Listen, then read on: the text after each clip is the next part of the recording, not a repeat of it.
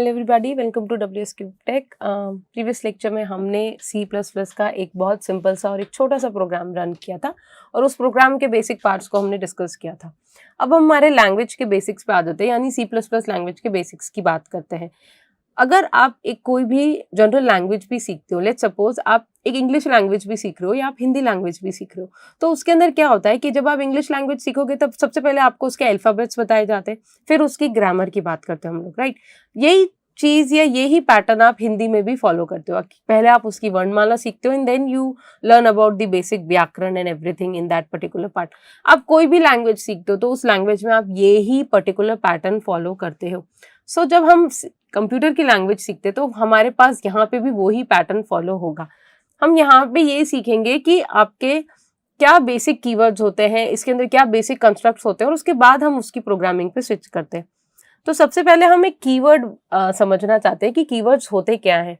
हर programming language के अंदर कुछ वर्ड्स ऐसे फिक्स होते हैं जिनका एक प्री डिफाइंड मीनिंग होता है और उन मीनिंग को आप चेंज नहीं कर सकते। लेट्स सपोज अगर मैं एक वर्ड की बात करती हूँ सी इन, जो हमने अभी पिछले लेक्चर में देखा था, तो उसका मीनिंग फिक्स है, आप उसके मीनिंग को चेंज नहीं कर रहे हो, आप उसको यूज भी नहीं कर रहे हो। सिमिलरली आपके पास कुछ वर्ड्स होते हैं जैसे ट्राई है, तो आप उसको भी यूज नहीं कर सकते। तो ये कुछ कीवर्ड्स ऐसे होते हैं जिनका मीनिंग आपकी लैंग्वेज के अंदर फिक्स है, they have a fix meaning and you are not going to change that particular meaning. आप उसको यूज करोगे उन्हीं के प्री डिफाइंड टास्क के लिए। तो ये आपकी स्क्रीन पे आप बहुत सारे कीवर्ड्स देख सकते हैं। Now it's really become difficult for everybody to remember and to learn all these keywords. तो ये आपको याद नहीं करने होते। जैसे जैसे हम प्रोग्रामिंग करते हैं, जैसे जैसे हम प्रोग्राम बनाते हैं, तो ये ऑटोमेटिक आपके साथ आ जाएंगे and you will come to know कि okay this is a keyword and we should not use it. तो ये आपको एक चीज ध्यान रखनी होती है। तो keywords are basically those reserve word that have some special meaning and they are reserved for a special task which cannot be changed and you cannot use it for your own purpose. Their task is fixed और आप उस fixed task को change नहीं कर सकते हैं। So this was one particular important thing. जब हम keywords की बात करते हैं तो हमारे पास एक बहुत दूसरा important concept आता है जिसको हम बोलते हैं variables and constant. Now whenever I am going with the programming, तो हम एक बहुत छोटे छोटे स्टेप्स ऑफ प्रोग्रामिंग से स्टार्ट करेंगे। लेट्स सपोज पहले हम सीखेंगे कि एडिशन ऑफ टू नंबर्स क्या होता है, या अगर आपको कोई टास्क दिया जाता है कि you need to calculate a simple interest, you need to calculate the area of the circle, और any such kind of program अगर आपको कोई टास्क में दिए जाते हैं, तो डेफिनेटली यू विल, अगर हम मैथ्स की बात करते तो आप मैथ्स में इसको कैसे कैलकुलेट करोगे। सबसे पहले आप एक वेरिएबल लोगे x, या let's suppose x equals to मैंने 5 लिया। अब आपको इसका स्क्वायर निकालना है तो आप क्या लिखते हो, x इंटू x, और इसकी वैल्यू को आप 25, जो भी आप इसको किसी के अंदर ले लेते हो, राइट। लेट्स सपोज अगर आपको सर्कल का एरिया निकालना है तो आप लिखते हो area equals to pi r square. आप लिखोगे r की वैल्यू है 3, तो आप लिखोगे पाई की वैल्यू जैसे 22/7 इंटू 3 इंटू 3। सो समवेयर और दी अदर आप कहीं ना कहीं एक मेमोरी को यूज कर रहे हो। अब उस मेमोरी को रेफर करने के लिए आपको कोई ना कोई नाम देना पड़ेगा। देखो, दो तरह की मेमोरीज आप यूज कर सकते हो। एक तो मेमोरी जो चेंज हो रही है, यानी जिसकी वैल्यू को आप चेंज कर सकते हो, तो उसको हम बोलते हैं वेरिएबल, यानी इसकी वैल्यू आप चेंज करोगे। एक दूसरी मेमोरी होती है जिसको हम बोलते हैं कांस्टेंट। कांस्टेंट क्या होता है, जिसकी वैल्यू फिक्स रहेगी, आप इसकी वैल्यू को चेंज नहीं कर रहे हो। अब अगर मुझे इन सारी वैल्यूज को एक्सेस करना है तो मुझे कुछ इनको नाम देना पड़ेगा। तो ये जो नाम हम देते हैं इन वेरिएबल्स और कांस्टेंट को, इसको हम बोलते हैं identifiers. They are unique with their names. जैसे आप क्लास में बैठते हो तो ईच स्टूडेंट को हम रेफर करने के लिए उसके नाम के साथ यूज करते हैं। ऑब्वियसली अगर मुझे किसी एक स्टूडेंट से काम है तो मैं उसके नाम से उसको यूज करूंगी। तो सिमिलरली अगर आप प्रोग्रामिंग कर रहे हो तो किसी ना किसी मेमोरी को अगर आपको एक्सेस करना है जिसके अंदर कोई वैल्यू स्टोर है, तो डेफिनेटली आप उसको कुछ ना कुछ नाम दोगे and these names are called as identifiers. अब ये आइडेंटिफायर्स जो होते हैं ये यूनिक होते हैं, आप इनको अपने अकॉर्डिंग दे सकते हैं। आप उसको डिस्क्रिप्टिव फॉर्म में देना चाहते हैं, लाइक अगर आप कोई एज डिक्लेयर कर रहे हो तो आपने एज दे दिया, आप सम, या आप कोई नेम डिक्लेयर कर रहे हैं किसी का तो आप नेम दे सकते हैं। लेट्स सपोज आप कह रहे हैं कि मुझे सिंपल इंटरेस्ट कैलकुलेट करना है, तो आप उस वेरिएबल का नाम दे सकते हो SI। अगर आपको उसके अंदर प्रिंसिपल अमाउंट है तो आप दे सकते हो P, अगर आपको उसको रेट बतानी है तो आप दे सकते हो R, अगर आप टाइम देना, तो the once you want to use you can use it. तो these are something which are called as the identifiers and these are unique. Unique क्यों? क्योंकि आपने एक वेरिएबल डिक्लेयर किया है x इक्वल्स टू 10 और एक दूसरा वेरिएबल डिक्लेयर किया है y equals to 15। So these two are different variables. These two are different memory pointers, or rather these two are different memory locations which have some or the other value, that is 10 and 15. और आप इसको कहीं पे भी use कर सकते हो. अगर आपको कहीं पे कैलकुलेशन में लिखना है m equals to x plus 10, तो इसकी वैल्यू ऑटोमेटिक x की वैल्यू क्या थी, तो वो 10 सब्सटीट्यूट होके 10 हो जाएगी, और m की वैल्यू क्या स्टोर हो जाएगी, 20 स्टोर हो जाएगी. So this is something your important concept which is related to your keywords. So what are keywords? Keywords are basically those words which are reserved and they have a special meaning. You cannot change them. Then you have variables and constant. जो भी आप memory के अंदर processing करेंगे आप उसको कहीं ना कहीं स्टोर करोगे. वेरिएबल एक ऐसा पार्ट रहेगा जिसकी वैल्यू आप चेंज कर सकते हो, कॉन्स्टेंट की पार्ट को आप चेंज नहीं कर सकते हैं. इन वेरिएबल्स और कांस्टेंट को आपको एक नाम देना होगा, और ये नाम जो आप देते हो उसको हम आइडेंटिफायर बोल सकते हैं. These identifier can be of different names you want. It can be in short, you can be in descriptive form, in whichever way you like. आप इसको यूज कर सकते हैं. ये हो गया आपका एक छोटा सा important concept इस particular language में, इस particular lecture में, sorry. And in the next lecture हम कुछ और descriptive part के बारे में पढ़ेंगे.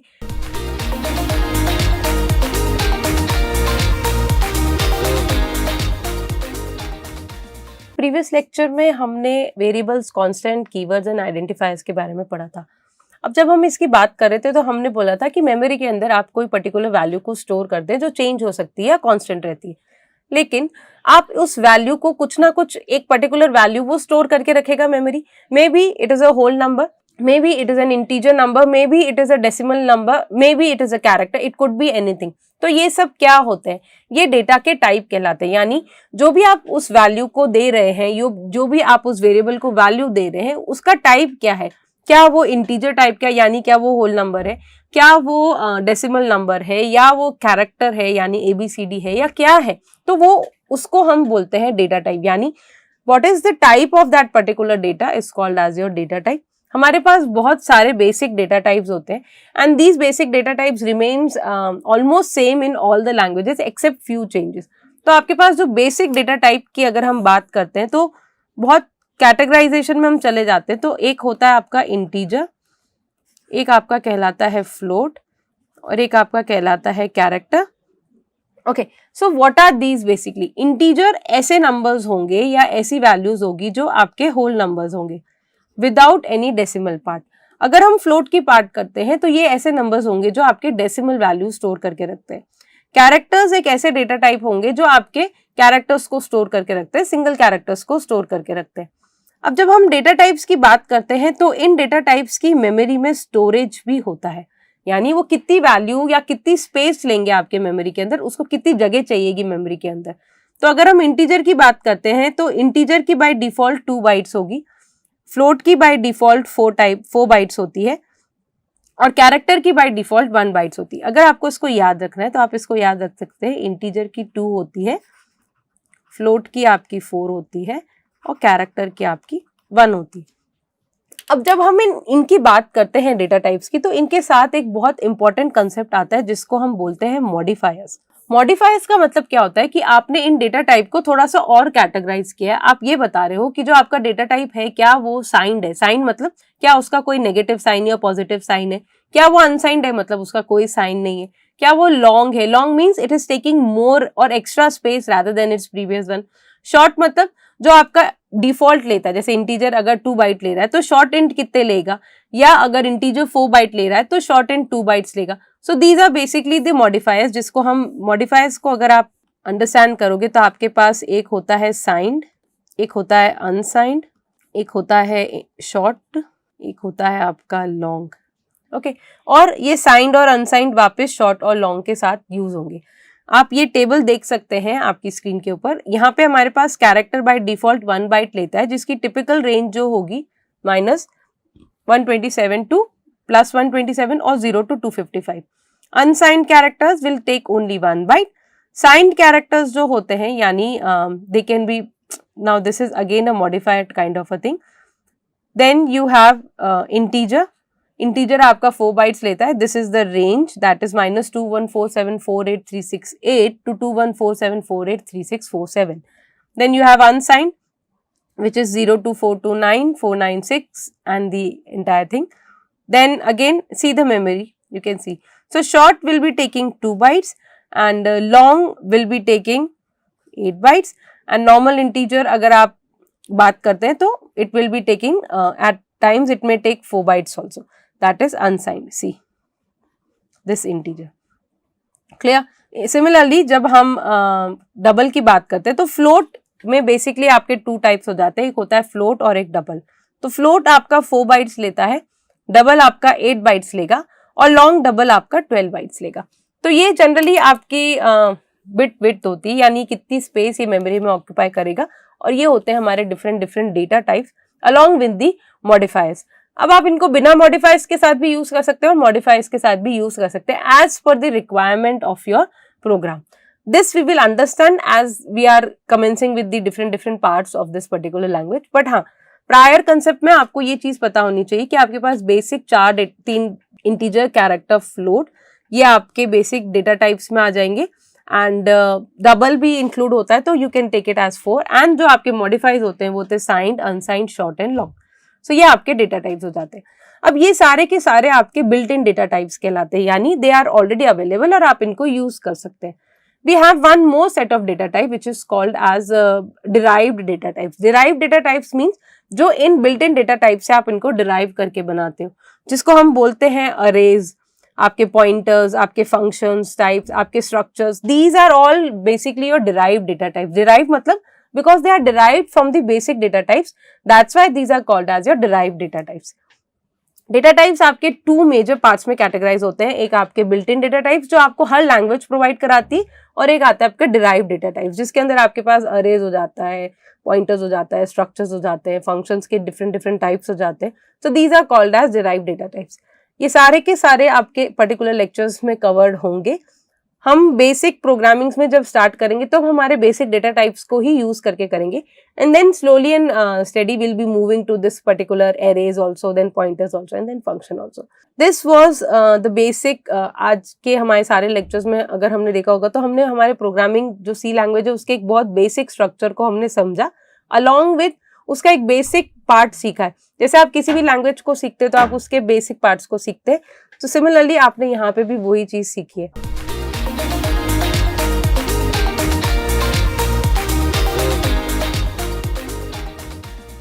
प्रीवियस लेक्चर्स में हमने C++ के कुछ basic instructions, I mean basic commands के बारे में पढ़ा था. हमने कुछ पढ़ा था कि उसके आइडेंटिफायर्स क्या होते हैं, कीवर्ड्स क्या होते हैं, और कुछ उसको बेसिक इम्प्लीमेंट भी किया था. एक सिंपल सा प्रोग्राम भी हमने बनाया था और उसके जितने भी पार्ट्स थे उस प्रोग्राम को हमने उसको सारे प्रोग्राम्स के पार्ट्स को हमने अच्छे से समझा था कि ईच एंड एवरी पार्ट का क्या इंपॉर्टेंस होती है और उस चीज़ को हम कहाँ यूज़ करते हैं. अब moving on to the next part. अब अगर हम नेक्स्ट में जब मूव करते तो हमारा जो नेक्स्ट स्टेप होता है कि किसी भी प्रोग्रामिंग लैंग्वेज के हमने डेटा टाइप्स पढ़े थे कि उसके अंदर कौन कौन से टाइप के डेटा को आप डिक्लेयर कर सकते हो. Let it be integer data type हो गया आपका, फ्लोट डेटा टाइप हो गया आपका, कैरेक्टर डेटा टाइप हो गया, and the other data types आपने डिक्लेयर करना भी सीख लिया था. Now how to implement those data types. Now if I am using an integer data type, अगर मैं किसी इंटीजर डेटा टाइप को यूज कर रही हूँ तो definitely I will be using that integer data type in some और the other parts of calculation. यहाँ हम प्रोग्रामिंग जब सीख रहे हैं तो इसका मतलब यही नहीं कि हम सिर्फ सिस्टम से कुछ वैल्यू प्रिंट ले रहे हैं और उसको स्क्रीन पे प्रिंट कर रहे हैं. आप कहीं ना कहीं उसकी कुछ ना कुछ पर्टिकुलर वैल्यू को चेक कर रहे हो, या कुछ कंडीशन अप्लाई करोगे, या उस पर कुछ ना कुछ प्रोसेसिंग करोगे. So when we talk about this entire processing, जब भी हम कोई कैलकुलेशन की बात करते हैं या प्रोसेसिंग की बात करते हैं तो हमारे पास कुछ मेजर वर्ड यहाँ पे सबसे ज़्यादा यूज होता है जिसको हम बोलते हैं operators. See whenever you are learning maths, अगर हम एक मैथ लैंग्वेज की बात करते हैं तो वहाँ पे आपको सबसे पहले क्या पढ़ाया जाता है कि जो उसके बेसिक ऑपरेटर्स होते हैं, लेट इट बी एडिशन होते हैं, सब्ट्रैक्शन होते हैं, then there are an number of operators which are available. So before we learn a language also आप उसके साथ कुछ तो काम करोगे. उस प्रोग्रामिंग के अंदर आप कुछ डेटा टाइप्स को डिक्लेयर कर रहे हो तो उन डेटा टाइप्स के ऊपर आप कुछ काम करोगे, और वो काम किसके थ्रू करोगे, आप ऑपरेटर्स के थ्रू करोगे. And the basis of the result, जो भी उसका रिजल्ट आएगा, आपको जो भी आगे का स्टेप एग्जीक्यूट करना है वो आपके रिजल्ट के बेसिस पे होगा. तो हम उस रिजल्ट को कैसे कैलकुलेट करेंगे using different types of operators. तो जो हमारा आज का लेक्चर कंसंट्रेट करेगा वो इन ऑपरेटर्स एंड एक्सप्रेशंस पे ही करेगा कि कितने टाइप के ऑपरेटर्स होते हैं, ऑपरेटर्स क्या होते हैं, और उन ऑपरेटर्स को हम कैसे यूज कर सकते हैं. जब हम ऑपरेटर्स की बात करेंगे तो डेफिनेटली हम कुछ बहुत प्रोग्रामिंग के थ्रू भी इम्प्लीमेंट करके देखेंगे उसको. बट पहले एक बार ये समझ लेते हैं कि ऑपरेटर एक्चुअल में होता क्या है. if we talk about an operator, what is an operator? Whenever we talk about any kind of term, let's say if I'm talking about two variables a and b, तो a and b के बीच में अगर आपने कोई symbol लगाया है और उसका जो रिजल्ट आता है वो आपको एक फाइनल आउटपुट के जैसे आप उसको यूज करते हो. लेट्स सपोज आप यहाँ पे लिखते हो 2 + 5. Now 5 and 2 are two numbers और आप जब उसको ऐड करते हो तो आपके पास एक साइन आता है 7 का. So how do you know that this particular, आपको एक ये चीज पता होती है कि ये एक ऑपरेटर है, आपने इसको मैथ में पढ़ रखा है कि ये दोनों नंबर्स को ऐड करके इसको यूज करेगा. सिमिलरली हमारे पास यहाँ पे एक ऑपरेटर की अगर मैं बात करती हूँ तो इसको आप एक सिंबल के जैसे ले सकते हो. It's a symbol that will be operating on some और दी अदर, परफॉर्म करेगा या कोई स्पेसिफिक एक्शन को परफॉर्म करेगा. किस पे परफॉर्म करेगा? ऑपरेंड्स पे परफॉर्म करेगा. यानी अगर आप कोई वैल्यू लिखते हैं प्लस बी, लेट्स सपोज, तो आपके ए और बी क्या कहलाते हैं? They are called as operands and plus is called as an operator. तो द सिंबल जो हम यूज कर रहे हैं उसको हम ऑपरेटर बोलेंगे, और जिस इस सिंबल को हम किस पे अप्लाई कर रहे हैं, ये सिंबल किस पे काम कर रहा है, उसको आप ऑपरेंड बोलोगे. तो if you learn it in the different, I mean like in the proper definition अगर आप इसकी देखते हो तो it's basically a symbol that will perform a simple operation on the variables and the values. The variables and values are sometimes are obviously not sometimes, it's always called as your operands. उनको हम operand के जैसे बोलते हैं. अब अगर इसके operators की बात करते हैं तो हमारे पास सी प्लस प्लस में, सी में, बोथ द लैंग्वेजेस में आपके पास 6 टाइप्स में उसको हमने क्लासिफाइड किया है. आपका अर्थमेटिक ऑपरेटर होता है, रिलेशनल ऑपरेटर्स होते हैं, logical operators, bitwise and assignment. आज के लेक्चर में हम arithmetic, relational, logical and assignment operators को कवर करेंगे. बिटवाइज ऑपरेटर्स हम नेक्स्ट लेक्चर में कवर करेंगे. तो हम ऑपरेटर एक्चुअल में समझ चुके हैं कि it's just a symbol which will perform a particular action और a specific action on the operands. Operands क्या होंगे? जो भी आपके वेरिएबल्स होंगे या जो वैल्यूज होगी जिसको आप यूज कर रहे हो ऑपरेटर के साथ.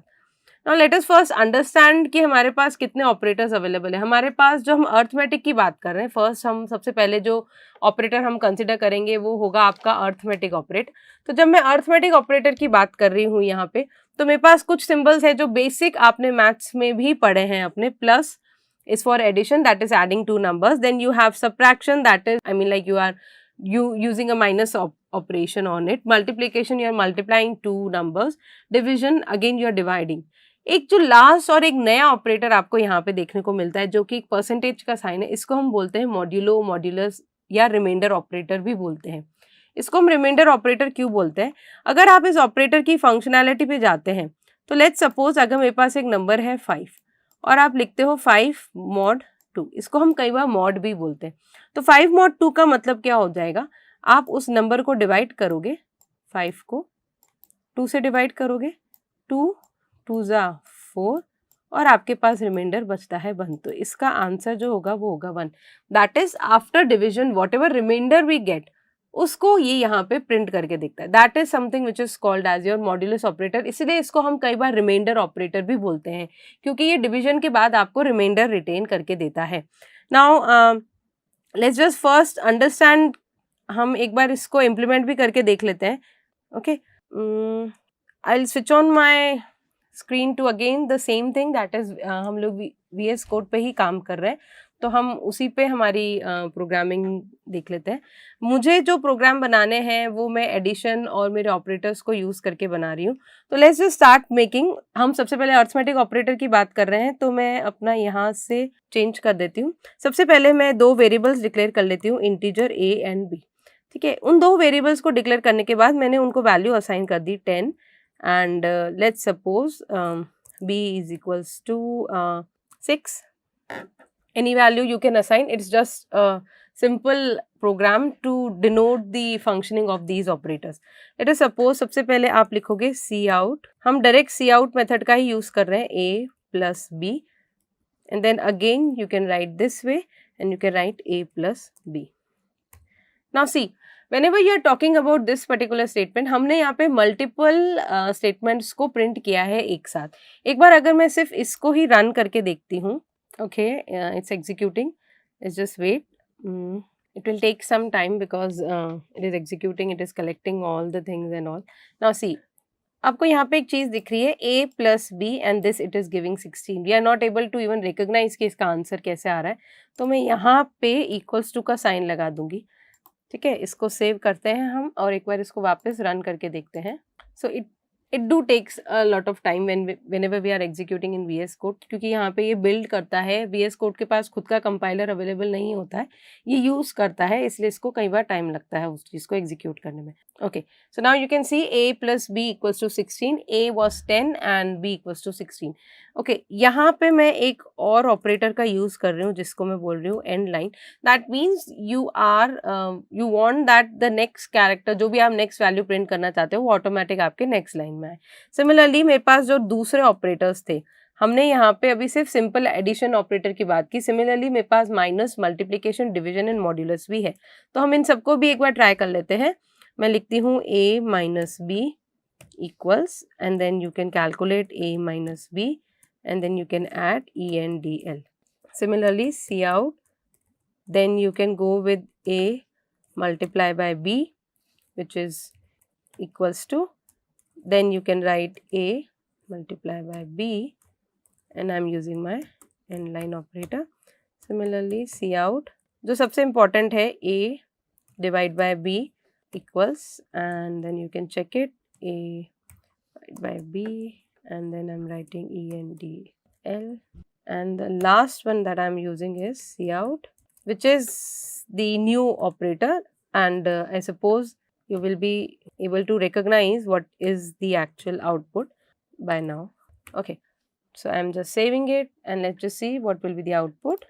Okay, so see, we don't have any errors, so it's perfectly executing.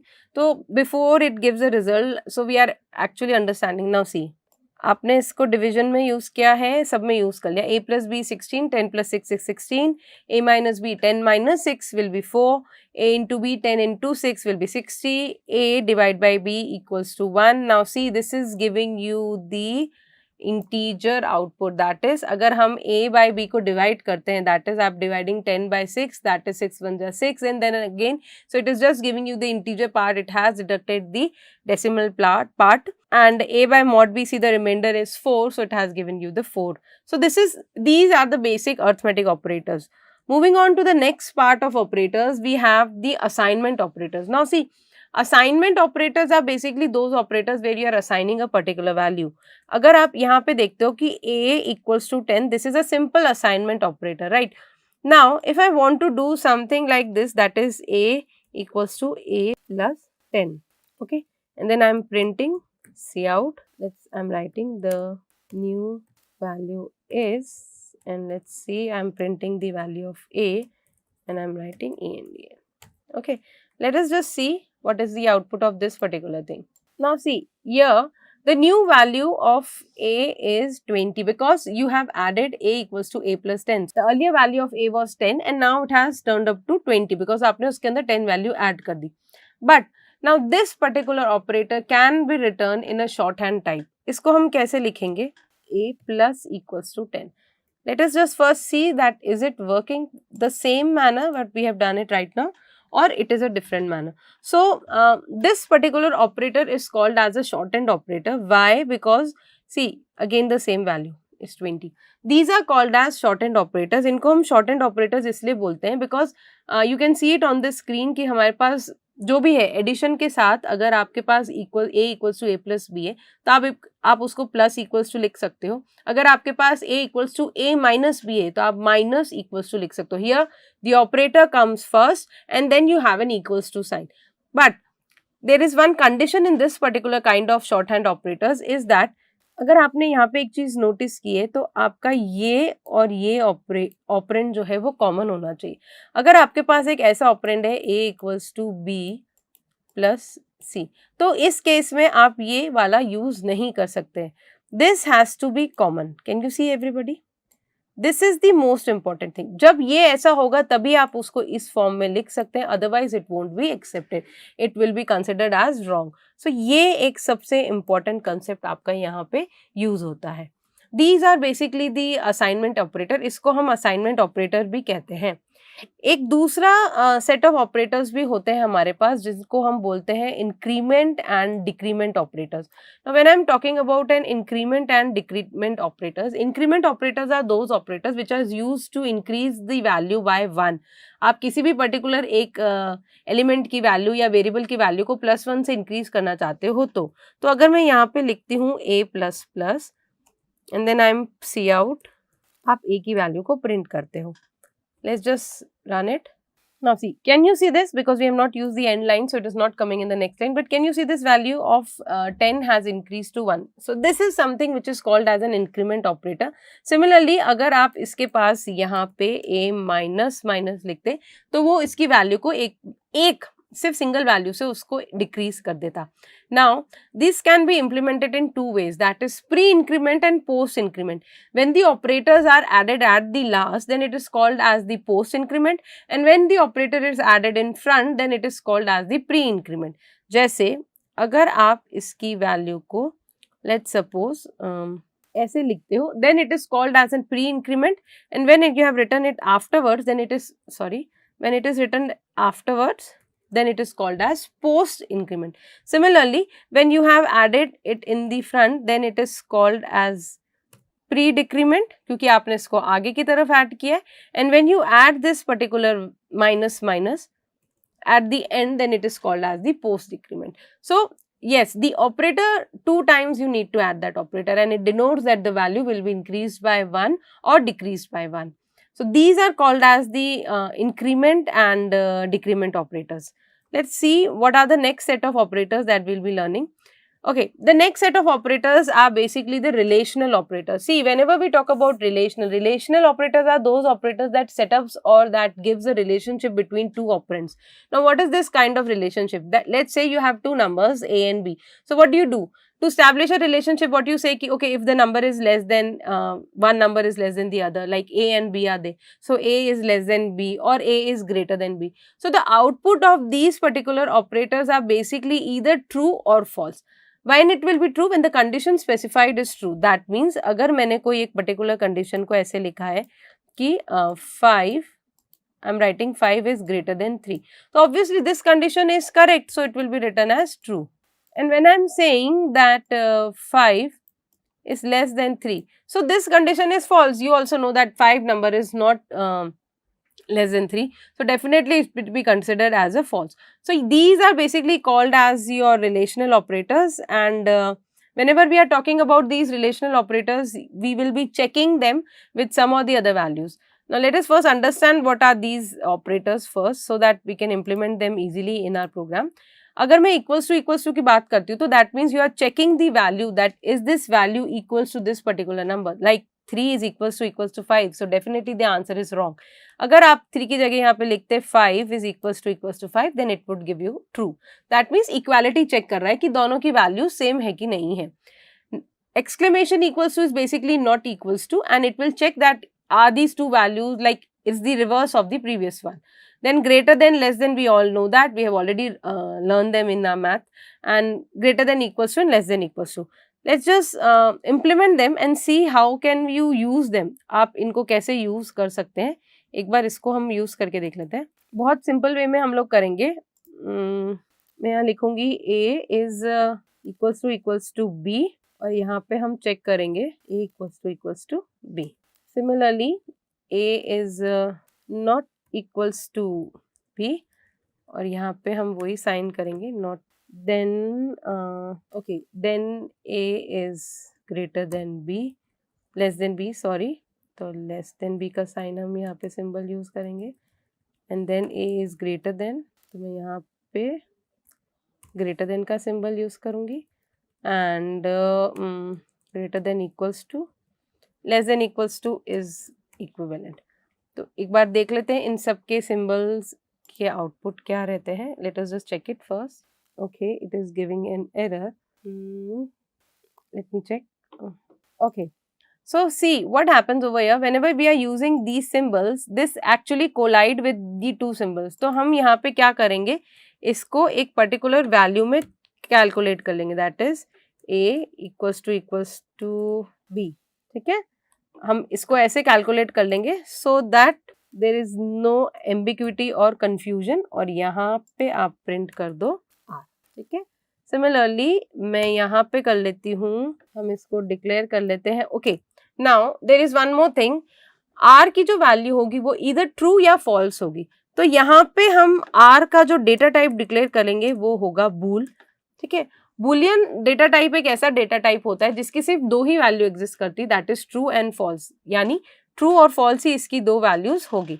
फिर मैं वापस यहाँ पे लिखती हूँ r, let's suppose I am writing r again equals to a not equals to b, I'm putting a symbol again, then again it will be printed। फिर आप वापस कैलकुलेट करोगे r a is less than b, I'm putting a symbol, और इसको भी आप यहाँ से हटा दो और इसकी जगह आप लिखो r, यहाँ पे भी r, okay, then again r equals to a greater than equals to b, and then again I'm getting the value as r, I'm just changing all the values so that हम लोग r एक variable में उस value को calculate कर रहे हैं और उस वैल्यू को फिर मैं यहाँ पे सब्स्टिट्यूट करूँगी। तो ओके, ग्रेटर देन हो गया, ठीक है, एंड यहाँ पे आप दे दोगे r, ओके। यहाँ पे सेमीकोलन आप लगाएंगे, हर स्टेटमेंट को हमें सेमीकोलन से टर्मिनेट करना पड़ता है, that is an important part. So let's just C, error हट गई है, okay, it will give an error over here also, तो हम इसको यहाँ पे भी ब्रैकेट लगा देते हैं सो that it will not control S, let's see what is the error.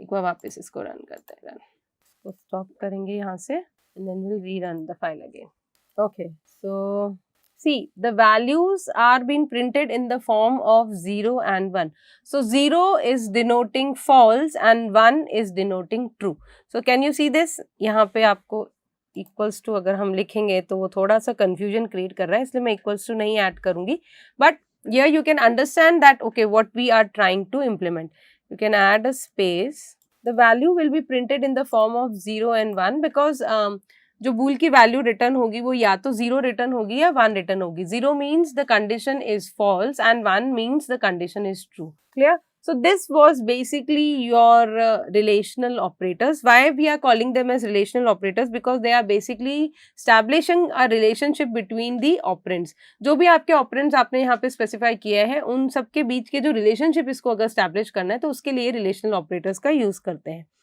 Let's just move on to the next. Next is the logical operators. Now, logical operators are basically used to check multiple conditions at same time. Like if you are checking that if the number is less than 10, also the number is less than 5, or also the number is less than 15. Like there are n number of multiple conditions that you want to check. In that case, आप logical operators का use करते हो. यहाँ पे आपके पास 3 logical operators रहते हैं. एक होता है आपका and, एक होता है आपका or, एक होता है आपका not. So this is your and, this is your or, and this is your not. So whenever I am saying and, अगर मैंने यहाँ पे एक कंडीशन लगाई है और यहाँ पे दूसरी कंडीशन लगाई है और मैंने and ऑपरेटर का यूज किया है, that means my both the condition needs to be true. मेरी दोनों कंडीशन जो आपने स्पेसिफाई की है उनका ट्रू होना जरूरी है। सिमिलरली मैंने जब यहाँ पे दो पैरेलल लाइंस को यूज किया है तो पैरेलल लाइंस बेसिकली डिनोट करती है आपके और के सिंबल को। तो इस केस में क्या होता है, ईदर ऑफ द कंडीशन, यहाँ पे आपने एक कंडीशन ए में कोई कंडीशन स्पेसिफाई की और बी में आपने कोई कंडीशन स्पेसिफाई की है, तो दोनों में से कोई भी एक कंडीशन अगर ट्रू होती है तो उसके लिए वो कंडीशन पूरी ट्रू होगी। सिमिलरली ये नॉट होता है, इस नॉट को आपने यहाँ पे भी नोट किया होगा। Not is basically reverse of a current expression, यानी अगर मैं नॉट 0 लिखूंगी तो इसकी वैल्यू 1 हो जाएगी, मैं नॉट 1 लिखूंगी तो इसकी वैल्यू 0 हो जाएगी। So this works in this particular pattern. इसको हम प्रोग्राम में कैसे समझ सकते हैं एक बार अपन देख लेते हैं। मैं यहाँ पे ये कंडीशंस नहीं लिखूंगी, मैं हटा देती हूँ उसको, मेरे पास इनकी भी ज़रूरत नहीं है तो मैं इनको भी हटा देती हूँ। हमने बूल एक वैल्यू r डिक्लेयर करी है। अब मैं यहाँ पे सिंपल अपने कुछ कंडीशंस चेक करती हूँ। सी आउट मैं लिखती हूँ और या फिर हम r इक्वल्स टू एक कंडीशन को चेक कर लेते हैं। लेट्स सपोज मैं लिखती हूँ 4 is not equals to 5, okay, और फिर मैं लिखती हूँ एंड मैं यहाँ पे लिखती हूँ 4 is less then 5, okay, and मैं सी आउट लिख के इसको एक बार r को प्रिंट करते हैं हम लोग। सिंपल, बहुत सिंपल प्रोग्राम है ये। इसमें कोई कंडीशंस है, नॉट इक्वल्स टू लगा देते हैं एक condition and yes, see it's giving the answer as 1. क्यों? क्योंकि r 4 is not equals to 5, this condition is true. 4 is less than equals to 5, this also condition is true. तो दोनों condition true है, यानी दोनों का आउटपुट क्या आया है, 1 और 1 आया है इसका भी output, and 1 and 1 will always give you 1. अब अगर मैं यहाँ पे इस कंडीशन को चेंज कर देती हूँ, लेट्स सपोज मैं ऐसा कुछ कर देती हूँ. Okay, so can you see the answer is 0 over here. अब इसको हम कैसे एक्सप्लेन करते हैं? जब हम लॉजिकल ऑपरेटर्स का यूज करते हैं एंड और का, तो एंड की कंडीशन ये होती कि आपने जो भी दो कंडीशन स्पेसिफाई किए, 2, 4, जो भी आपने मल्टीपल कंडीशन स्पेसिफाई किए, उन सब का आउटपुट 1 आएगा तो ही आपका रिजल्ट 1 होगा. अदरवाइज किसी एक का भी आउटपुट अगर 0 हो जाएगा तो आपका आउटपुट जो भी है या आपका रिजल्ट है वो ऑटोमेटिक 0 हो जाएगा. सिमिलरली अगर मैं इस केस में ऑन एंड की जगह में और लगा देती हूँ, और इज बेसिकली 2 पैरेलल लाइंस, मैं इसको सेव करती हूँ और मैं इसको रन करके देखती हूँ. ओके, नाउ सी, और condition means that either of the condition, आपने जितनी भी कंडीशन स्पेसिफाई की है, अगर उसमें से कोई एक भी कंडीशन ट्रू है तो आपको जो आउटपुट होगा वो ट्रू के फॉर्म में ऑब्टेन होगा, दैट इज इक्वल्स टू 1. सो अगर हम इसमें बात करते हैं एंड और की, तो एंड की जो कंडीशन होती है, मल्टीपल कंडीशंस आप अप्लाई कर रहे हैं, 1, 2, 3, 4, जितनी भी आप मल्टीपल कंडीशंस अप्लाई कर रहे हैं, अगर उन सारे कंडीशंस का आउटपुट ट्रू होगा तो ही आपका जो फाइनल रिजल्ट होगा उसका भी आउटपुट ट्रू होगा.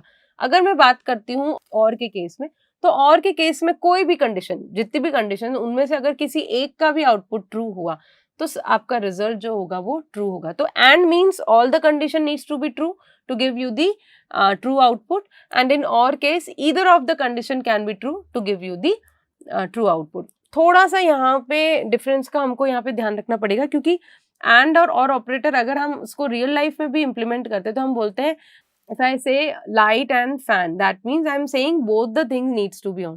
If I'm saying light or fan, so either you will turn on the light or you will turn on the fan.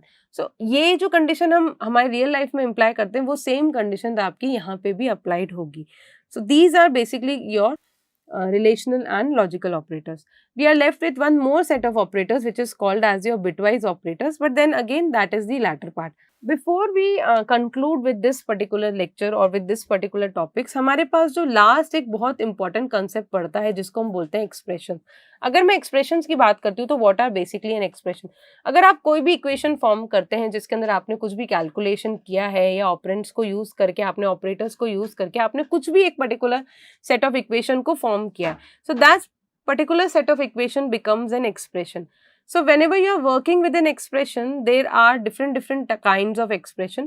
It could be a special assignment expressions, it could be your arithmetic expression, it could be your integral expressions, it could be your float expressions, pointer expressions. ये सारे आपके multiple expressions होते हैं.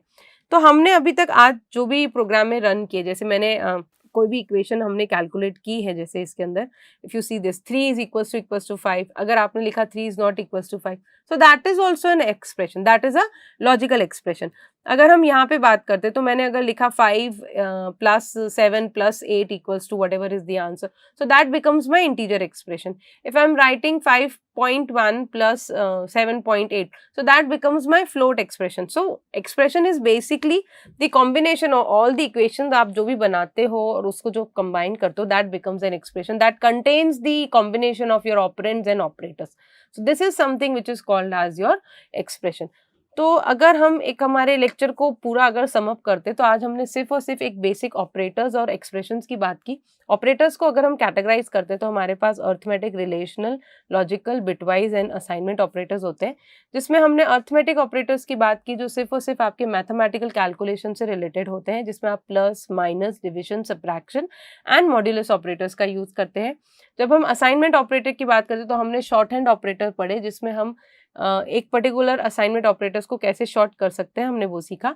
Then we talked about the relational and logical operators. तो relational operators, these are those operators which are used to establish a relationship between two variables.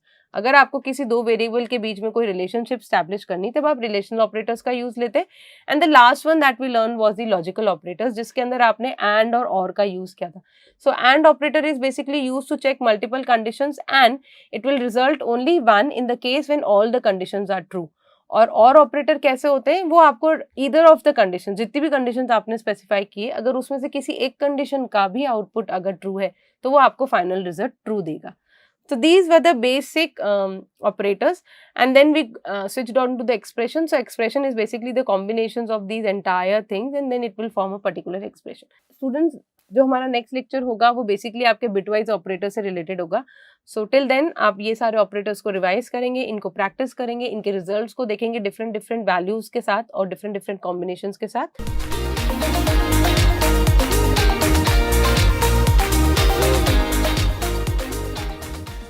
Previous lectures में हमने C++ और उससे रिलेटेड काफ़ी सारे concepts को और काफ़ी सारे बेसिक स्किल्स को या कह सकते हैं बेसिक कंसेप्ट्स को हमने कवर अप किया था, और अब हम उसी पोर्शन को आगे कंटिन्यू कर रहे हैं. और आज के लेक्चर में हम लोग एक डेटा टाइप का बहुत इंपॉर्टेंट पार्ट या एक बहुत इंपॉर्टेंट कंसेप्ट को कवर अप करेंगे, जिसको हम बोलते हैं कन्वर्जन्स.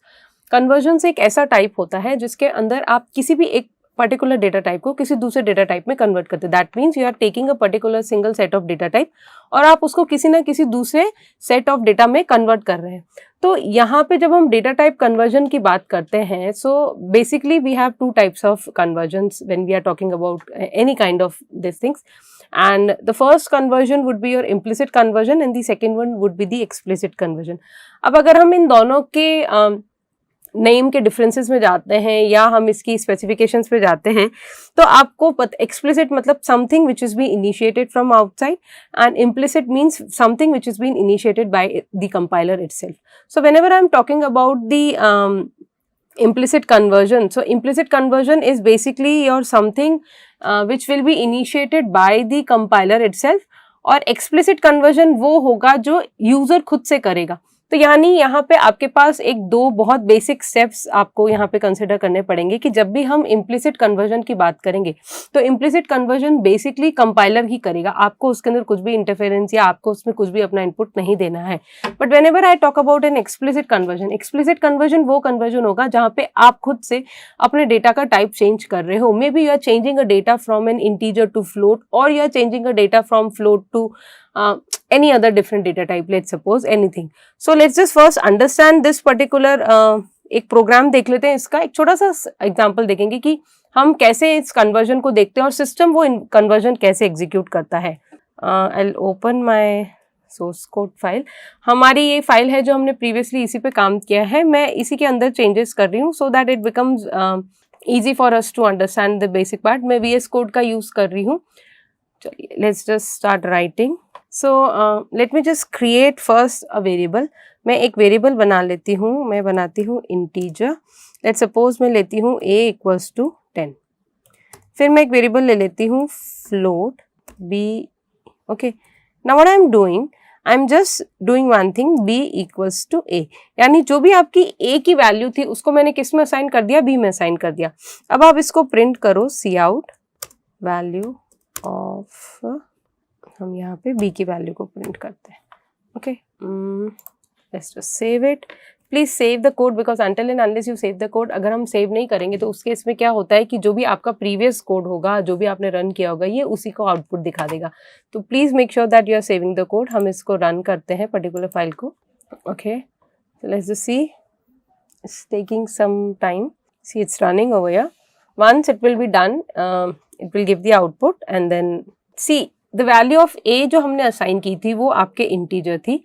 बट जब आपने उस इंटीजर वैल्यू को b के अंदर असाइन किया तो ऑटोमेटिक वो जो 10 वैल्यू थी वो फ्लोट में कन्वर्ट हो जाती है और वो सिस्टम आपको प्रिंट करके दे देता है. There is no error as such. यहाँ पे हम एक और छोटा सा डिफरेंस करते हैं. लेट्स सपोज मैं यहाँ पे एक वैल्यू दे देती हूँ b इक्वल्स टू, मैं देती हूँ 23.986. Okay, I have just given a float value. Now I am assigning it in a different manner. मैं फ्लोट वैल्यू को एक इंटीजर में असाइन कर देती हूँ. बी में मेरे पास एक फ्लोट वैल्यू है और उसकी वैल्यू को मैं किस में असाइन कर रही हूँ, मैं इंटीजर में असाइन कर रही हूँ.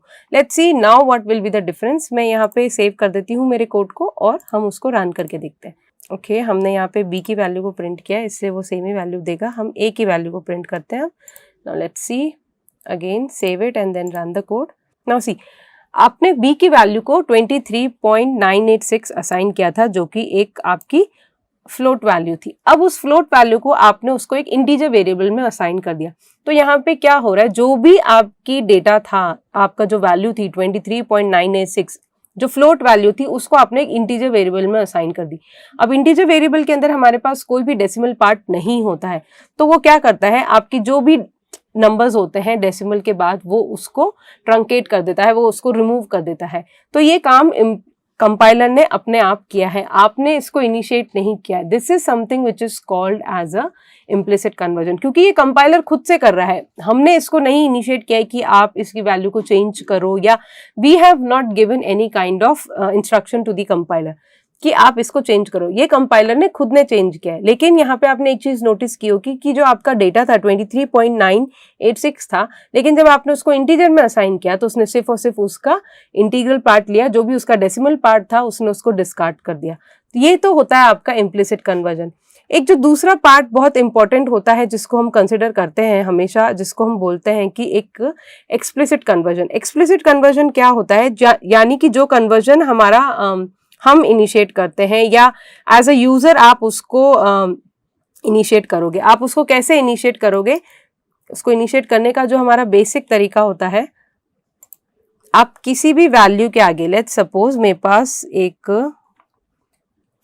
हम यही वैल्यू ले लेते हैं, b = 23.1 ले लेते हैं, हम इसको a ले लेते हैं और एक और वेरिएबल ले लेते हैं c, मैं यहाँ पे दे देती हूँ c = 5.2। ठीक है, मैं यहाँ पे लिखती हूँ a = b + c। Okay, now a का मेरा जो डेटा टाइप है वो एक इंटीजर है, क्लियर। तो हम उसको कैसे प्रिंट करेंगे, यहाँ पे मैं b लिख देती हूँ। अब मैं इसको चेंज करना चाहती हूँ, तो मैं उसको कैसे चेंज करूँगी, लेट्स सपोज मैं एक एक्सप्रेशन के आगे मैं उसको लिख देती हूँ int. Now what we are doing over here, मैंने यहाँ पे, एक सेकेंड, इसको हम डिलीट कर देते हैं, यहाँ पे हम सेमीकोलन लगा देते हैं। ठीक है, please make sure to terminate all the statements with the help of semicolon. नहीं तो अगर हम सेमीकोलन नहीं लगाएंगे तो जो एरर आपको दिखेगा वो हमेशा उसके नेक्स्ट लाइन में दिखेगा। यानी देखिए यहाँ पे आपके पास सेमीकोलन नहीं अटैच्ड है, तो जो एरर आ रहा है वो आपके सी आउट वाली लाइन पे आ रहा है, जबकि हमारा जो सी आउट स्टेटमेंट है वो बिल्कुल करेक्ट है। क्यों, क्योंकि जो उसके अबव स्टेटमेंट है उसमें आपके एरर है, तो आप उसको ठीक कर सकते हैं। So this is something, this is called as your explicit conversion, क्योंकि यहाँ पे यूजर खुद से बोल रहा है कि जो भी उसकी वैल्यू रिटर्न होगी, लेट्स सपोज 23.1 और 5.2 को जब हम ऐड करेंगे तो ये आपका अराउंड 27.3 आपका आउटपुट देगा, राइट। 23 + 5, 5, 6, 7, 8, 28.3 आउटपुट देगा ये। लेकिन मुझे उसका डिस्कार्ड करना है डेसिमल पार्ट को, तो मैं यहाँ पे क्या कर रही हूँ, मैंने उसको टाइप कास्ट किया है। This is something which is called as a type cast. User है या मैं खुद जो प्रोग्रामर है वो खुद से इस पर्टिकुलर चीज को इनिशिएट कर रहा है। मैंने उस एक्सप्रेशन के आगे या जो भी मेरी टर्म है मैं उसके आगे हमारा डेटा टाइप में एक्सप्रेस कर दूंगी। सो this is one way of doing it. Let's just print it, क्या देखते हैं हमारा क्या आउटपुट सही है कि नहीं। That is the more important part. Code में कोई एरर नहीं आनी चाहिए। It says that okay there is an error, let's just take it as a, यहाँ पे ले लेते हैं एंड देन Ctrl+S, let's just run it. Okay, now see, this is why it gave an error in the previous part, because a automatic integer है। अगर आप उसको एक्सप्लिसिट इंटीजर नहीं भी लिखते तो भी वो उसको इम्प्लिसिटली कन्वर्ट कर देता कंपाइलर, लेकिन हम तो एक्सप्लिसिट कन्वर्जन को समझ रहे हैं।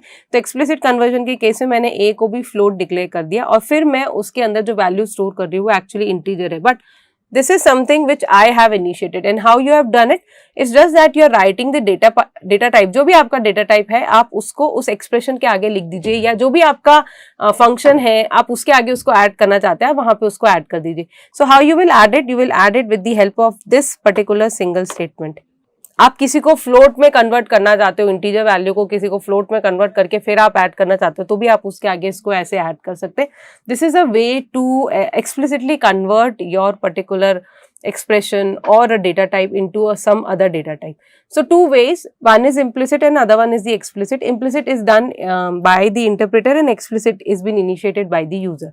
Now whenever we are doing such kind of conversions, and this data type conversion may be an implicit one or an explicit one, there are always chances कि आपका कुछ ना कुछ data loss होगा.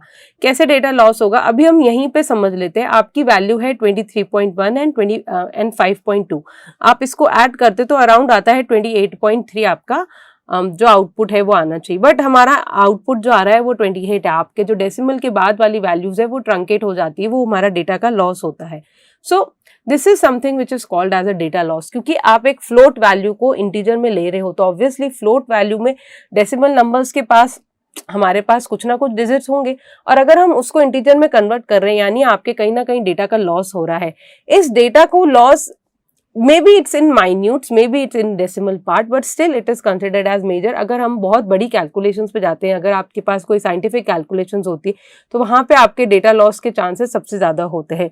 अब आप इस डेटा लॉस के यहाँ पे अगर आप इस टेबल को ध्यान से नोट करेंगे, if you see this table, हमारे पास यहाँ पे एक वैल्यू दे रखी जिसको हम बोलते हैं हायर डेटा टाइप, जो सबसे हाईएस्ट होता है, और नीचे आपको वैल्यू दे रखी है lower data type.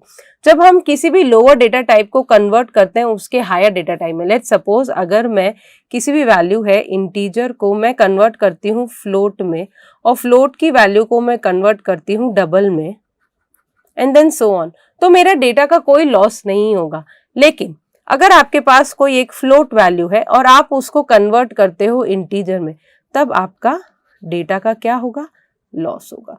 This is something which is very important. Whenever you go for a conversion from a lower data type to a higher data type, there is no loss of data. But if you are converting a particular value from a higher data type to a lower data type, तो यहाँ पे आपके data का loss होगा ही होगा. Because obviously floating point value आप consider कर रहे हैं. अगर मैं इस वैल्यू को मान लेती हूँ, मेरे पास है 78.99, और अगर मैं इसको इंटीजर में कन्वर्ट कर देती हूँ तो मेरे पास सिर्फ 78 बचती है. इस 99 का कोई सिग्निफिकेंस ही नहीं रहता है. So this is something which is my loss of data. तो ये एक बहुत इंपॉर्टेंट पॉइंट होता है जब भी आप एक्सप्लिसिट या इम्प्लिसिट कन्वर्जन को इनिशिएट कर रहे हैं. तो यहाँ पे आपको थोड़ा सा कॉशियस होना पड़ेगा, because loss of a data is something which is very very important part, and you can not, अगर हम नॉर्मल कैलकुलेशंस करते हैं तो इट्स परफेक्टली फाइन, आप समझने के लिए करते हैं, it's perfectly fine. But whenever we are dealing with high end data, whenever we are dealing with some scientific calculations and something, so there we cannot afford to have this kind of loss of data. So this was this today's lecture was basically entirely on this type of conversions, that is the implicit and the explicit conversion. What are the basic parts and how you are converting a particular data type from another data type implicitly and explicitly.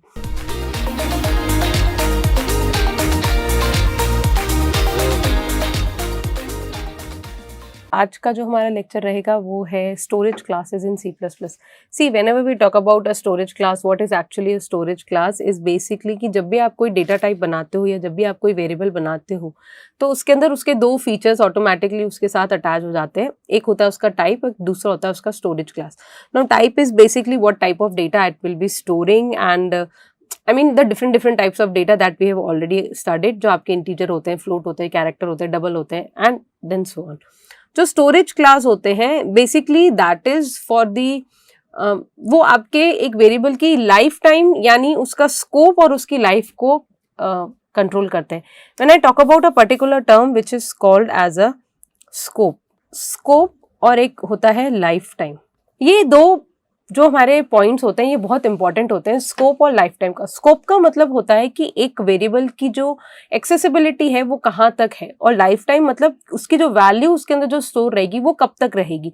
सी हम लोग एक बात करते हैं, whenever you are sitting in a room, you are working in a room, so your accessibility in that is till that particular room only, you cannot step out of that particular room, तो वो आपका scope हो जाएगा. And when the office is over and still you are working, that becomes the lifetime. So बहुत अलग concept है. इसको समझने के लिए आपको ये सोचना पड़ेगा कि स्कोप मतलब होता है कि हम उसको कहाँ तक एक्सेस कर सकते हैं, किसी भी वेरिएबल को किस लेवल तक मैं उसको एक्सेस कर सकती हूँ, क्या वो मल्टीपल ब्लॉक्स में या मल्टीपल फंक्शंस में या डिफरेंट लेवल्स होता है. जब हम इनहेरिटेंस पढ़ेंगे तो वहाँ पे भी एक ही इंपॉर्टेंट कंसेप्ट आता है. बट ये एक स्कोप होता है कि वो उसको कहाँ तक आप एक्सेस कर सकते हो, और लाइफ टाइम का मतलब होता है कि जो उसके अंदर आपने वैल्यू स्टोर करी है वो कब तक प्रोसेस करेगी. क्या वो आपका प्रोग्राम खत्म हो जाएगा उसके बाद भी परसिस्ट करेगी, या एक ब्लॉक से दूसरे ब्लॉक में जब हम स्विच कर रहे हैं तब भी वो उसके अंदर परसिस्ट करेगी. So this is something which is been controlled by the storage class. Data type हम लोग नहीं बात कर रहे हैं यहाँ पे, हम लोग यहाँ पे सिर्फ और सिर्फ स्टोरेज क्लास के बारे में बात कर रहे हैं, जिसके अंदर दो इंपॉर्टेंट कंसेप्ट रहेंगे आपके. एक होगा उसका स्कोप और एक होगा लाइफ टाइम. यानी हम जो भी इसके पार्ट्स पढ़ेंगे या जो भी हम इसके टाइप्स पढ़ेंगे उसके अंदर भी हम यही कंसेप्ट को कंसिडर करेंगे कि लोकल वेरिएबल की वैल्यू कब तक परसिस्ट करती है एंड द डिफरेंट टाइप्स. तो अगर हम इनके क्लास या हम इसके टाइप्स में जाते हैं तो हम जनरली इनको 4 to 5 मेजर टाइप्स में डिवाइड करते हैं. एक होता है आपका लोकल, एक होता है global, then you have a static, then register and then thread local storage. जो हमारा स्टैटिक वेरिएबल रहेगा ये हमारे पास आगे एक बड़े कंसेप्ट में हम इसको कंसिडर करेंगे, क्योंकि ये बहुत इम्पॉर्टेंट जब आपके स्टैटिक वेरिएबल्स को हम यूज करते हैं तो ये एक बहुत मेजर कंसेप्ट रहेगा आपके क्लासेस के अंदर और भी. तो हम इसको भी, इसका इंट्रोडक्शन अभी हम लेंगे, पर practical implementation for time being will be only taking up of local and global variable. Register variable and thread local storage again practical implementation पे हम लोग इसको नहीं देखेंगे, हम लोग सिर्फ इसको एक थ्योरेटिकल पॉइंट ऑफ व्यू से समझेंगे. तो जब मैं एक लोकल वेरिएबल की बात करती हूँ तो लोकल वेरिएबल का मतलब क्या होता है कि जिस ब्लॉक के अंदर आपने उसको डिक्लेयर किया है ये उसी ब्लॉक के अंदर एक्सेस रहेगा, उसके बाद ये नहीं रहेगा, वो डिस्ट्रॉय हो जाता है, उसकी लाइफ भी वहीं पे खत्म हो जाती है. That is something which is called as a local variable. ठीक है. Now this is something which is also called as an automatic variable and limited to where it is defined. ये वहीं तक लिमिट रहता है जहां तक आप इसको डिफाइन करते हो, एंड इसकी जो लाइफ होती है वो भी एज सुन एज जो उसका ब्लॉक होता है वो खत्म होता है वहां पे उसकी लाइफ भी खत्म हो जाती है. एक बार हम इसको प्रोग्रामिंग के थ्रू समझ लेते हैं तो एक आपको इम्पोर्टेंटली पता पड़ जाएगा. मैं उसी कोड के अंदर इसके चेंजेस कर देती हूँ. लेट्स सपोज मैं एक वेरिएबल ले रही हूँ इंटीजर a इक्वल्स टू 10. मैंने इसको यहाँ पे प्रिंट किया है c out the value of a is okay, और यहाँ पे वो a की वैल्यू को प्रिंट कर देगा. क्लियर. अब मैं यहाँ पे एक ऐसे ही रैंडम ब्लॉक बना रही हूँ. मैंने यहाँ पे एक वेरिएबल बनाया इंटीजर b, इसकी वैल्यू को मैंने असाइन किया 9. मैं यहाँ पे c out the value of b is, इसके बाहर आके मैं b को प्रिंट कर देती हूँ. ये हो गया आपका b. अब मैं इस पर्टिकुलर जो हमने एक छोटा सा ब्लॉक अभी बनाया, मैं उस ब्लॉक से भी बाहर आके मैं यहाँ पे अगर लिखना चाहती हूँ सी आउट b, सी अगर आप इसको लिखेंगे और आप इसको सेव भी करेंगे तो you can see that it is giving us a small red line below b, and if you see it over here, आप उसको लेके जाएंगे यहाँ पे एंड इस बबल पे अगर आप चेक करेंगे ओके, या आप इसको रन भी करके देख लीजिए. Okay, can you see that it is showing an error and b was not declared in this scope. So what does it mean? क्योंकि आपने b को उस पर्टिकुलर स्मॉल स्कोप में ही डिक्लेयर किया था तो उसकी जो लाइफ थी वो उसी ब्लॉक के अंदर लिमिटेड है. दैट मीन्स यहां से लेके यहां तक जो है यहीं पे b की लाइफ खत्म हो जाती, इसके बाद आप उसको एक्सेस नहीं कर सकते. This is something which is called as a local variable. आप इसको रिमूव कर दीजिए. आप इसको यहां से रिमूव करेंगे तो ऑटोमेटिक इसकी वैल्यू सब्स्टिट्यूट हो जाएगी, ये आपका एरर नहीं होगा. मैं इसको वापस रन करके देखती हूँ. हम सेव करके रन करते हैं. Let's see now value of a is 10, the value of b is 9. So what happen, हमारा जब कोड एग्जीक्यूट हो रहा था तो कैसे एग्जीक्यूट हुआ, यहाँ पे फर्स्ट लाइन आई a इक्वल्स टू 10 एग्जीक्यूट हुआ, उसने यहाँ पे a की वैल्यू को प्रिंट करा. अब हमारा एक ब्लॉक शुरू होता है जो कि मेन ब्लॉक के अंदर है. This is a different block which is inside the main block. इस ब्लॉक के अंदर आपने b की एक दूसरा वेरिएबल बनाया जो कि इस ब्लॉक तक ही लिमिट रहेगा. आपने इस वैल्यू को b को यहाँ पे यूज किया, आपने उसको प्रिंट किया. एज सुन एज आप इस ब्लॉक के बाहर आते हैं ये b वेरिएबल यहीं पे खत्म हो जाता है और उसकी जो भी वैल्यू है वो वहीं पे, जो उसका स्कोप है, जो उसका लाइफ टाइम है वो वहीं पे खत्म हो जाता है. So this is something which is called as a local variable. ये आपके जनरली फंक्शंस के अंदर बहुत ज्यादा काम आता है. जब हम फंक्शंस पढ़ेंगे तो वहां पे भी इसका इंप्लीमेंटेशन बहुत इंपॉर्टेंट रहेगा, क्योंकि आप मल्टीपल फंक्शंस बनाएंगे और उस मल्टीपल फंक्शंस के अंदर आप बहुत सारे टेम्पररी वेरिएबल्स बनाते हैं. तो उन टेम्पररी वेरिएबल्स का जो स्कोप होता है वो उस फंक्शन के अंदर लिमिट रहेगा, उसके अलावा आप उन वेरिएबल्स को यूज नहीं कर सकते हैं. So this was your one major part. जो हम नेक्स्ट पार्ट कंसिडर कर रहे हैं वो है global variable. So this is something, if a variable is defined outside all function then it is called a global variable. And the scope of this global variable is in the whole program. That means it can be used to change any part of the program wherever it is declared. See now, जब हम global variable की बात कर रहे हैं तो ये एक again बहुत ही different concept में जाएगा. इसका कहना ये है कि आप अगर कोई भी वेरिएबल को ग्लोबली डिक्लेयर करते हैं तो ये आपके सब जगह आप उसको यूज कर सकते हैं. लेट्स सपोज मैं यहीं पे ही एक वेरिएबल डिक्लेयर, हम लोग यहाँ पे भी मैं a की वैल्यू को प्रिंट करना चाहती हूँ. The value of a is okay, and मैं यहाँ पे a लिख देती हूँ. Control S and let's see will it work और not. Okay, see the value of a is 10. Now this is perfectly working fine. Why? Because a को आपने main के अंदर डिक्लेयर किया, वो इस पूरे यहाँ से लेके यहाँ तक एक्सेस है. तो this a is for time being global to this particular block. अगर आप ऐसा कोई एक वेरिएबल यहाँ डिक्लेयर कर देते बिफोर द मेन ऑल्सो, यानी आप मेन से भी पहले कोई एक वेरिएबल डिक्लेयर कर लेते integer c equals to 10. Okay, मैं यहाँ पे आती c इक्वल्स टू 10, मैं यहाँ पे आके c की वैल्यू को plus plus c, that is pre increment. Okay, and यहाँ पे हम एक वेरिएबल लिख लेते हैं ENDL लिख देते हैं हम. वापस c out, the value of c is okay and c. ठीक है, हम फिर से एंड लाइन यूज कर देते हैं. And line is basically to break the line. Let's see, is it working or not? See now, the value of c, आपने उसको 10 डिक्लेयर किया था, आपने उसको ग्लोबली डिक्लेयर किया है, राइट? क्योंकि ये ग्लोबल वेरिएबल डिक्लेयर है, अब आप उसको थ्रू आउट अपने प्रोग्राम में कहीं पे भी यूज कर सकते हैं. तो हमने उसको मेन के अंदर आते ही c की वैल्यू को प्लस प्लस से इंक्रीमेंट किया. अगर मैं सेम वैल्यू को कंट्रोल C करके मैं यहाँ पे भी पेस्ट कर देती हूँ और मैं यहाँ पे अगर c की वैल्यू एक्सेस करती हूँ, control S, let's just run it. See now, तो आपके यहाँ पे भी c की वैल्यू 12 आ गई, यानी इसकी value with in the different blocks आप इसको चेंज करेंगे तो वो उसकी वैल्यू को परसिस्ट करेगा. तो ये आपका एक मेजर डिफरेंस रहता है ग्लोबल और लोकल वेरिएबल में. जो आपके लोकल वेरिएबल होगा वो उस पर्टिकुलर ब्लॉक में, जिस ब्लॉक में आपने उसको डिक्लेयर किया ये वहीं तक लिमिट रहेगा, उसके स्कोप, उसकी लाइफ टाइम वहीं पे खत्म हो जाएगी जब आप उस ब्लॉक से बाहर आओगे. लेकिन जो ग्लोबल वेरिएबल होता है उसकी लाइफ टाइम आपके थ्रू आउट द प्रोग्राम चलेगी. क्यों? क्योंकि आपने उसको ग्लोबली डिक्लेयर किया है, आप उसकी वैल्यू को कहीं भी चेंज कर सकते हैं, आप उसकी वैल्यू को कहीं पे भी एक्सेस कर सकते हैं. So this is something your local variable and your global variable. अब आते हैं हम स्टैटिक वेरिएबल. जो स्टैटिक वेरिएबल होता है ये सिर्फ और सिर्फ inside a function where it is declared. It is similar to local variable but its life time starts when the function is called and and only when the program is end.